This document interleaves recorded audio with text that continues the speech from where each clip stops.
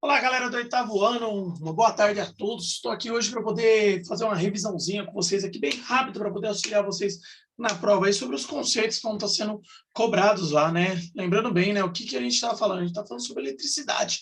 Não tem como entender eletricidade sem não lembrar dos modelos que são chamados modelos atômicos, tudo bem? Então a gente precisa entender o que é um átomo, né? Esse conceito de átomo, né, galera, ele surgiu lá na antiguidade, ou seja, a gente pode falar que ele veio ali, ó, principalmente da Grécia.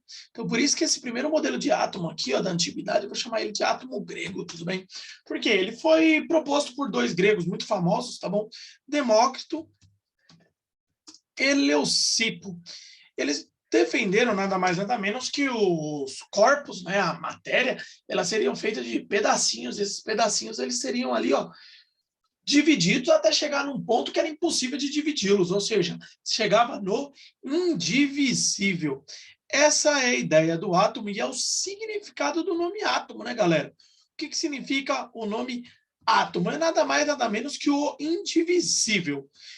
Quando eu chegasse naquele ponto, eu estaria ali indivisível e ali eu não conseguiria mais dividi-lo. Então, eu tinha chegado ali ao meu átomo. O átomo ele seria feito ali de pequenas, mas pequenininhos pedacinhos de matérias que não poderiam ser mais divididos. Esse modelo de átomo, até que ele era bem interessante, explicava muitas coisas, mas ele concorria com um modelo que era o modelo de Aristóteles.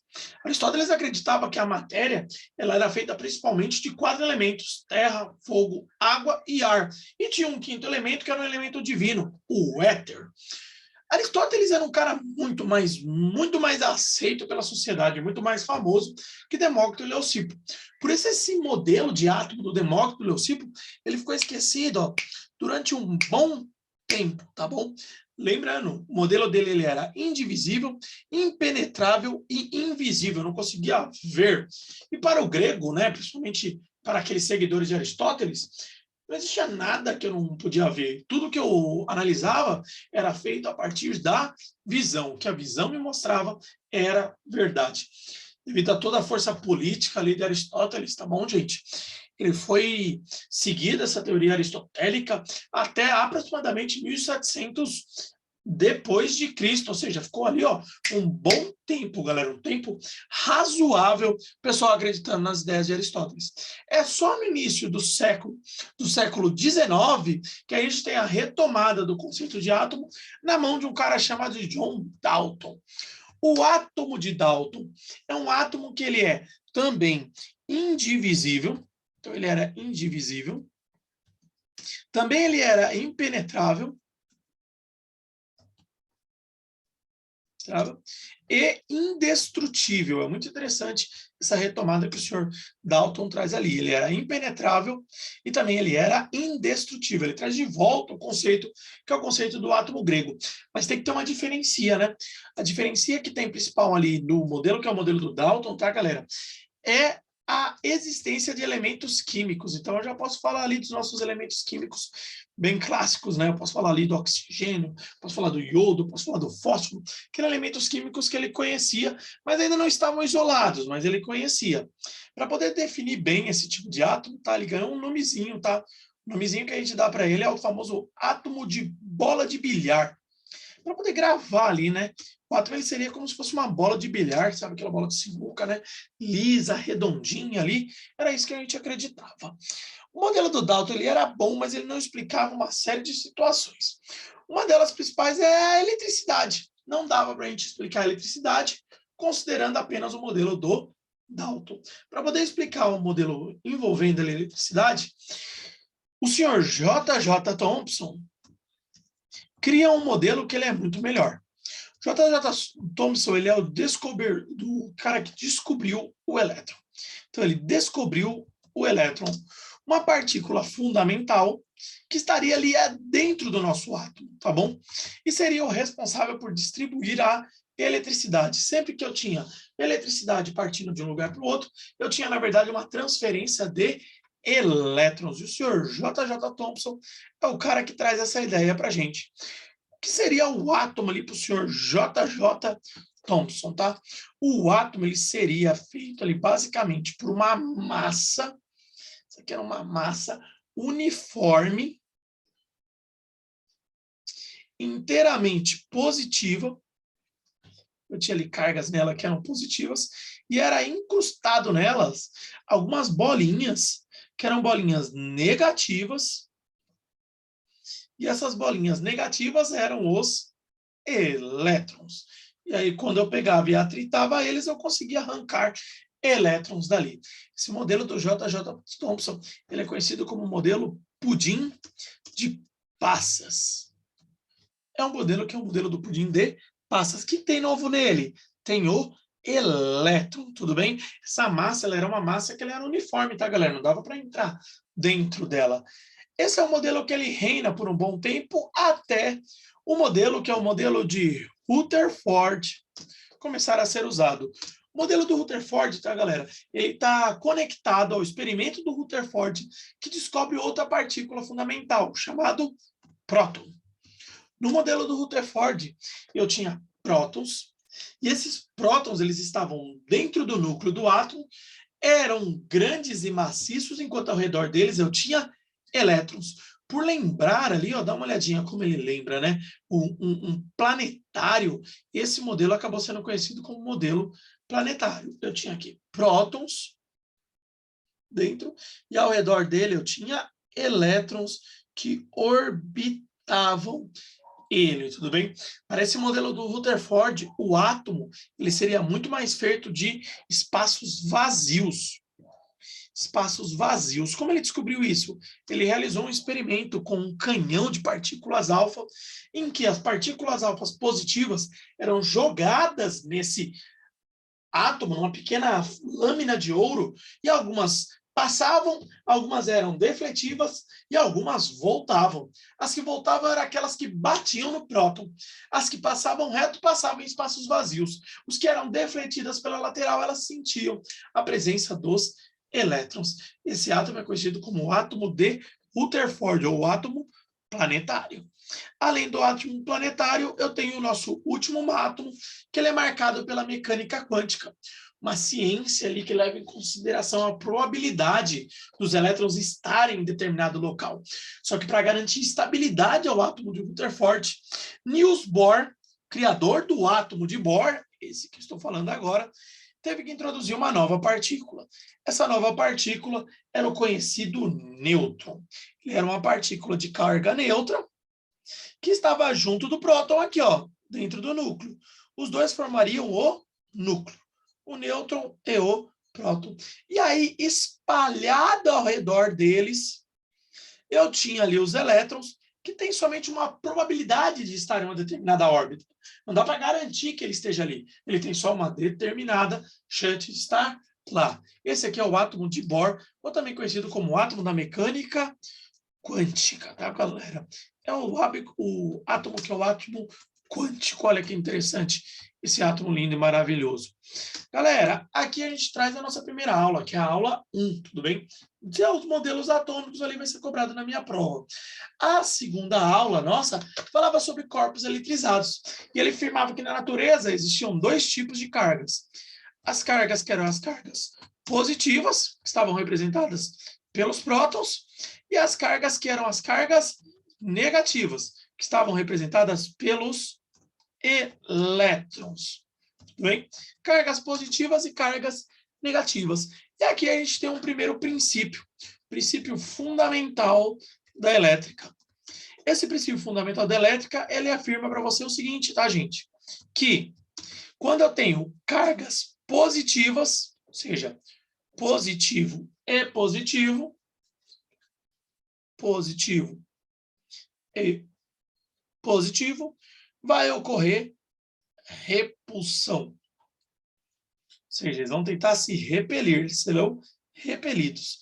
Já quando eu tenho negativo e negativo, também vai ocorrer repulsão. Mas caso eu tenha positivo e negativo, aí a situação ela é diferente. Eu tenho atração, tá, galera? Eu vou sentir ali atração entre essas duas partículas, esses dois átomos, ou esses dois corpos carregados, tá, galera? Extremamente importante. E aí, para eu definir se um corpo ele está positivo, se ele está negativo, se ele está neutro, depende do que ele tenha a mais. Caso ele tenha mais prótons do que elétrons, eu posso determinar que esse átomo é um átomo que está carregado positivamente, ele tem um excesso de elétrons. O excesso de elétrons não, perdão, um excesso de prótons. Caso eu tenha mais elétrons do que prótons, mais elétrons do que prótons, aí eu tenho um átomo que ele é negativo, então ele está carregado negativamente. Pode ser válido para um átomo ou para um corpo, tá, galera? Os átomos, eles são multielétricos, né? O único que tem um único elétron é o átomo que a gente fala que é o átomo de hidrogênio. E caso ele tenha um número igual de prótons,